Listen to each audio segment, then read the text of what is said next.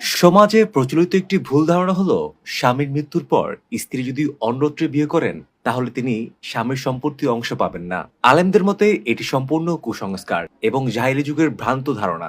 ইসলামী শরীয়তে এ ধরনের কোনো শর্ত নেই। ইসলামী বিধান অনুযায়ী স্বামীর মৃত্যুর সময় স্ত্রী জীবিত ও বৈধ বিবাহ বন্ধনে থাকলেই তিনি মিরাস বা উত্তরাধিকার পাওয়ার অধিকার হয়ে যান। পরবর্তীতে তিনি অন্য কাউকে বিয়ে করলেও তার পরবর্তী স্বামীর সম্পত্তিতেও নির্ধারিত অংশ থেকে বঞ্চিত করা যাবে না। পবিত্র কুরআনের সূরা নিসার 12 নম্বর আয়াতে বলা হয়েছে, স্বামী সন্তান থাকলেই স্ত্রী তার রেখে যাওয়া সম্পদের 8 ভাগের 1 ভাগ পাবেন, আর যদি সন্তান না থাকে তাহলে স্ত্রী 4 ভাগের 1 ভাগ পাবেন। তবে এই বন্টন কার্যকর হবে মৃত ব্যক্তির ওসিয়ত ও ঋণ পরিশোধের পর। আলেমরা জানান, উত্তরাধিকার নির্ধারণে মূল বিবেচ্য বিষয় হলো মৃত্যুকালীন সম্পর্ক।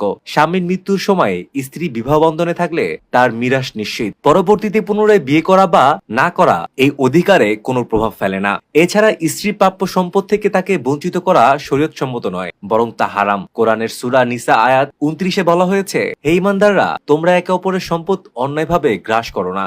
একইভাবে সূরা আনফাল আয়াত 27-এ আমানতের খেয়ানত থেকে বিরত থাকার নির্দেশ দেওয়া হয়েছে। বিশেষজ্ঞরা মনে করেন, স্বামীর সম্পদ স্ত্রীর অধিকার একটি আমানত। অভিভাবক ও পরিবারের সদস্যদের দায়িত্ব হলো তাকে তার ন্যায্য অধিকার বুঝিয়ে দেওয়া, অন্যথায় তা মারাত্মক গুনাহ হিসেবে গণ্য হবে।